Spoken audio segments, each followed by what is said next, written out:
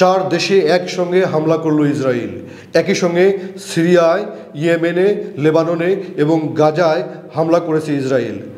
গতরাতে মার্কিন যুক্তরাষ্ট্রের সহযোগিতা নিয়ে এই হামলা পরিচালনা করেছে। ইসরায়েল মূলত বলছে তাদের যে বেন গুরিয়ন এয়ারপোর্টে হুতি বিদ্রোহীরা হামলা করেছিল সেই হামলার প্রতিবাদে তারা এই হামলাটি করেছে। মূলত ইয়েমেনের হুদাইদা বন্দরে হামলাটি পরিচালনা করেছে ইসরায়েলি বাহিনী এবং সহযোগিতা করেছে মার্কিন যুক্তরাষ্ট্র। এই হামলায় 30টিরও বেশি যুদ্ধবিমান ব্যবহার করা হয়েছে এবং 50টিরও বেশি বোমা ফেলা হয়েছে ইয়েমেনে। এছাড়াও একই সঙ্গে লেবাননে, সিরিয়ায় এবং গাজায় হামলা জোরদার করেছে ইসরায়েল। সুপ্রিয় দর্শক, এই চারটি দেশে একসঙ্গে হামলার মধ্য দিয়ে ইসরায়েল মূলত একটি আঞ্চলিক বহুমুখী যুদ্ধের সূত্রপাত করল।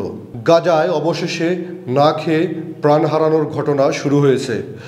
অবরুদ্ধ গাজায় সর্বশেষ অন্তত 65 দিন হচ্ছে, সেখানে কোনো সাহায্য সহযোগিতা, খাদ্য সহযোগিতা পৌঁছতে দেয় না ইসরায়েলি বাহিনী এবং খাদ্য সংকটে সর্বশেষ গাজার মানুষ এখন অকাতরে প্রাণ বিলিয়ে দিচ্ছেন। গণমাধ্যমের তথ্য অনুযায়ী গতকালকেই 57 জন মানুষের প্রাণহানি হয়েছে শুধুমাত্র খাদ্য সংকটে। এই হচ্ছে গাজার সর্বশেষ সেখানকার ক্ষুধামন্ধা এবং দুর্ভিক্ষের পরিণতি। হয়তো এই প্রাণহানির সংখ্যা, অর্থাৎ না খেয়ে প্রাণহানির সংখ্যা এখন প্রতিদিন লাফিয়ে লাফিয়ে বাড়তেই থাকবে আর বিশ্ববাসী সেটি দেখতে থাকবে।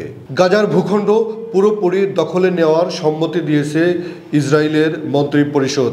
তারা সর্বশেষ সেই সিদ্ধান্ত গ্রহণ করেছে গাজা ভূখণ্ডে ইসরায়েলি বাহিনী পুরোপুরি প্রবেশ করবে, স্থল অভিযান পরিচালনা করবে এবং পুরো গাজাবাসীকে অন্যত্র তারা সরিয়ে দেবে এবং পুরো গাজা ভূখণ্ড তারা দখল করে নেবে।